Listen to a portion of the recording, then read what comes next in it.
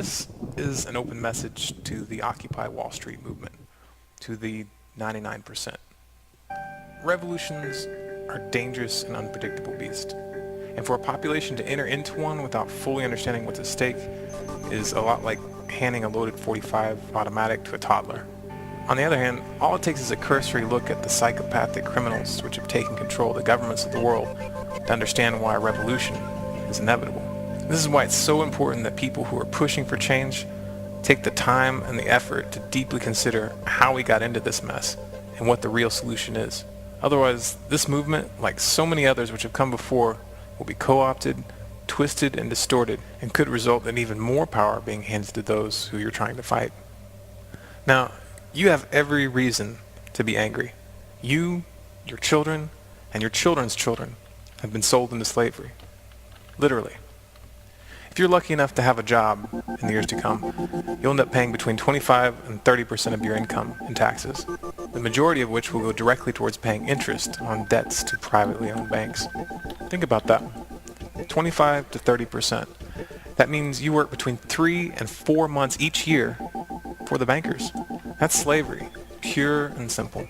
It's a cleverly disguised form of modern feudalism. And it's not new. It didn't start with the bailouts. The bailouts were just icing on the cake. It was just a little bit too much for most people to swallow. But in reality, the events of the last several years are just an escalation of standard policy. If you truly want to break free from slavery, it's crucial to understand the nature of your enslavement. It's crucial that the masses come to realize that all major currencies, the dollar and the euro in particular, are created out of thin air by privately owned banks. Those banks create money backed by nothing. Then they loan that money out to governments in exchange for bonds, which are really just promises that the government will extract that money plus interest from the public. That money is extracted from the people in the form of taxes, and those taxes are taken at gunpoint. Sure, you may not have ever seen the gun in your face, but if you ever refuse to comply, men with guns will show up at your house and drag you off to rot in a cage. Perhaps some people don't want to look at this reality. It's not a flattering image. You don't want to think of yourself as a slave to the 1%, to the private bankers which hold the reins of power. But positive thinking is not going to change things for the better. People who want to fight for real change must take the time to research the true nature of money. Only with that understanding will we be in a position to push for meaningful reforms. The solution is not equitable taxation. Calling for equitable taxation is like calling for equitable slavery. And if you waste your energy trying to establish an equal level of tax slavery for everyone, then you're going to miss the opportunity to end the enslavement itself. It is utterly immoral to use violence or the threat of violence to take the property or the labor of another person. But perhaps you've been taught otherwise. Perhaps you've been taught that it's okay for the state to use violence to steal from the public. Perhaps you believe that such violence is okay if it's being done for a quote-unquote good cause. I hate to break the bad news, but the ends do not justify the means. And if you're honest with yourself, you'll have to admit that the ends don't ever seem to quite materialize as promised, do they? In the end, you're given a few half-assed services and social programs, but the vast majority of your money goes straight into the pockets of the bankers and the war profiteers. And it always will, if you keep turning to government thugs to enforce your good intentions. You might think that you can change this by creating new laws and regulations, but the fatal flaw in that line of reasoning is the simple fact that if private bankers are allowed to continue creating money, the financial powers that be will always end up using the government like a sock puppet. And those new regulations, as well-intentioned as they may be, will only end up consolidating their power. Right now, there are those in positions of influence which are attempting to redirect and co-opt the Occupy Wall Street movement. A good example of this is the Vatican, which this past week took it upon themselves to propose the establishment of a new global central bank as a solution to these problems. This is the kind of ridiculous proposition that you're going to find being injected into the debate. Those who are in power will do almost anything to stay in power. And the easiest way to do that is to influence the direction of the movement and the solutions which are demanded. Those who created the problem, the real powers that be, don't mind when you react, just as long as they are able to direct that reaction towards artificial solutions which funnel more power into their hands. Problem, reaction, solution. The Hegelian dialectic. It's the oldest trick in the book. Don't fall for it. You are listening to the election fallout on oppositionradio.com.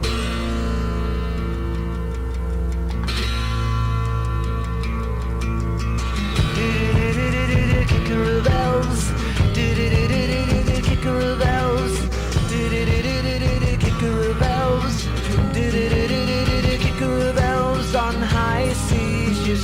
shove the sickly sweet milk of selfish love and knife these for warm, fresh blood.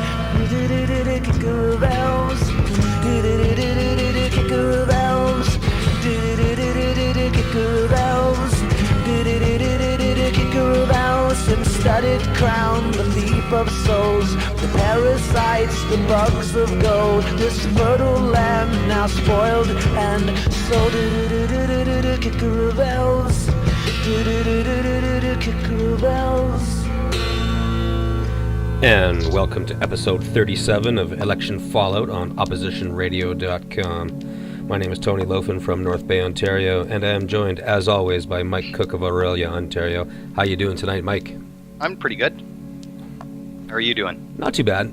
I wish I was watching hockey right now, but apparently that's not going to be possible for the rest of the while. You're not. No, I thought we were just not even going to mention anything about hockey lockout. Well, I figured, may as well make the best of it. If we can't watch hockey, we may as well watch some politics and follow that.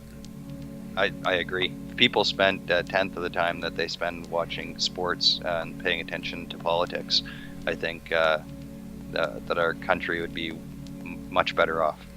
Yeah, well, you never know. I made sure to post links to the show on some of my hockey fan friends' walls, so hopefully they tune in and pick up politics instead of hockey. Excellent. So, apparently, the fall session of Parliament has kicked off.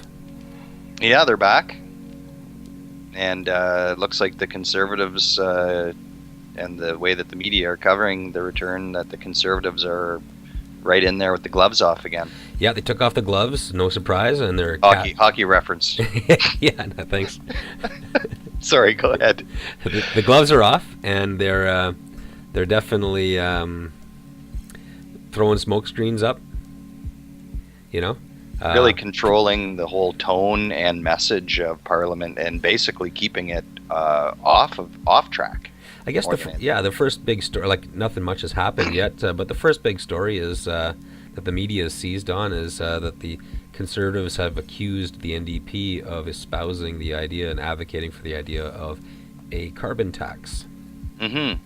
And I mean, I have seen some decent coverage where people have made sure to make the point that they're critical of the nature of the Conservative attack and just how transparent it is that they have taken this as a talking point. Obviously, every Conservative MP has this as their talking points, and they've spent time reading them, memorizing them, repeating them.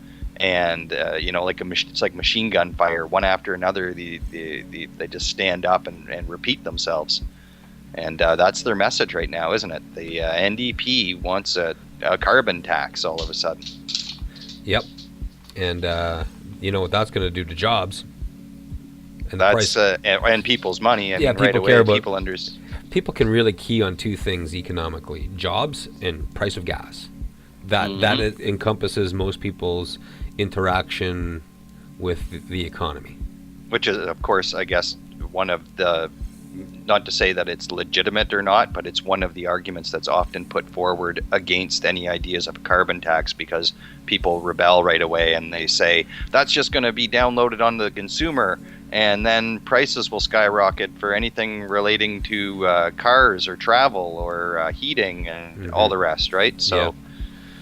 Well, you can see where they're going on this attack. Yeah, no, it's been effective. Like they're not going to take it out of their playbook until it becomes ineffective, which it hasn't. They managed to drive Stéphane Dion out of politics on that issue, pretty much. And now they're going to try to falsely tar the NDP with the same brush, even though it's a baseless accusation. Right. The NDP doesn't advocate for a carbon tax. They advocate for cap and trade. And my personal opinion aside, because I prefer a carbon tax to cap and trade, not relevant in this situation, because the NDP, we're only discussing what the NDP is advocating for, which is cap and trade, which is entirely different. But the Canadian people have already been programmed to think of a carbon tax as something that is evil, so they just go ahead and tar the NDP with that brush. Right. And I suppose we should also make mention for viewers, in case they don't know as well, that the Conservatives had a cap and trade plan in their own platform in 2008. So the willingness of them to A, lie, and B, paint the NDP with a brush that they hold themselves. They advocated a cap and trade system. So how they can not, how they can do this and not feel any sort of shame, I don't know, because it always has been one of those ironies. We've talked about it in the past, where when we were talking about opposition cooperation, that this was one of the issues, that there might be something that the opposition should be looking at, as talking about whether cap and trade or carbon tax was the proper way forward. And the irony being that the NDP and the Conservatives both had, it's not to say they had the same cap and trade system, but they both had promoted this idea in the past. Exactly. And the Conservative response to that, of course, is, well, we don't advocate for a cap and trade anymore. Mm-hmm. You know what I mean? And the whole point of it, listen to us talk here. We're going through both sides of the argument. But the point is that the Conservative, this real story is that the NDP starts this out on the defensive and the Conservatives are on the offense. That's the only story here. Not more Conservative subterfuge, disinformation. Actually, you can pretty much say it, lying. You know what I mean? You can pretty much say that, I think. The real story is that the NDP is immediately on their heels, playing defensive, and the Conservatives are on the attack. You know what I mean? The least transparent and least accountable government in Canadian history is now, the first announcement they make about proposed legislation, is about changes to the Lobbying Act to tighten that up, which is an absolute sham. Yeah, I was going to say, I don't see the Conservatives doing anything to make it difficult for people in the lobbying industry, especially for mining and oil sector and things like that, to make it difficult for them to interact with the Conservative government. But here they are putting out this legislation, and like you say, I think that it's all window dressing. Yeah, it's in response to a report tabled by the Committee on Access to Information, Privacy and Ethics, which called for several changes to the 5-year-old Act, which the Conservative changed it 5 years ago to become known as the Government of Accountability and Transparency, and then they basically ignored all of the measures they put in place, right? So this is great. This is a great illusion or a smokescreen for them to throw up and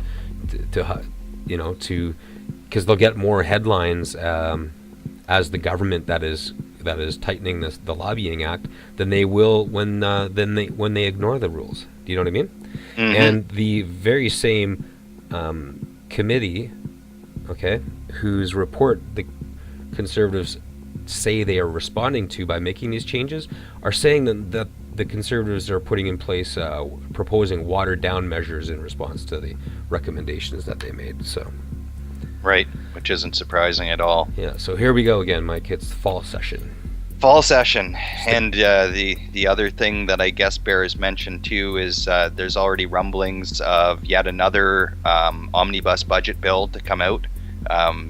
What that will include, you can probably guess it's going to include many elements that don't relate to each other, but the Conservatives will just jam them all together, and they're being really they're coming back just as they left, where essentially a lot of the decision making is going to be behind closed doors. The debate's going to be limited.